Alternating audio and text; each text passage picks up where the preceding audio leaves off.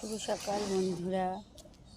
অনেকটা বেলা হয়ে গেছে, 7:30 বেজে গেছে। আমি ছাদে এসেছি, ঠান্ডা লাগছিল আজকে, তাই ঘুম থেকে সকালবেলা উঠতে পারিনি, তাই একটু বেলা হয়ে গেছে। ভাবলাম আজকে একটু তোমাদের সঙ্গে গল্প করি। সকালবেলা ছাদে এসেছি, বেশ ঠান্ডা লাগছে।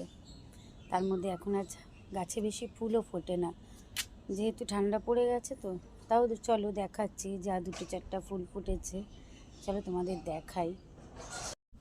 এই যে এই কটা নীলকণ্ঠ ফুল ফুটেছে, একদমই অল্প কয়টা নীলকণ্ঠ ফুটেছে।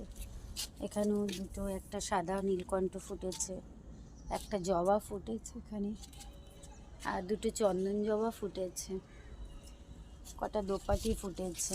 পদ্ম শেষ হয়ে গেছে, আর করি নেই। এই ছোট্ট একটা ফুটেছে, এই যে একটা, এই যে একটা, একদম পদ্মও শেষ হয়ে গেছে।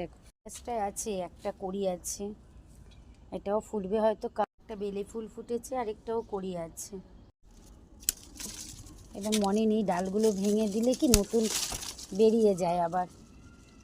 এটাও কটা নীলকণ্ঠ ফুল ফুটেছে, প্রচুর নীলকণ্ঠ ফুল ফুটছে। এই যে ফাঁকে একটা গোলাপ ফুটে আছে, এই গোলাপটাও ফুটবে, আজকে ফোটেনি। অনেক নীলকণ্ঠ ফোটে এই গাছটা এখন, প্রচুর নীলকণ্ঠ ফুল হচ্ছে কবে থেকেই। একটা পদ্মের কুঁড়ি আছে, দেখি কবে ফোটে।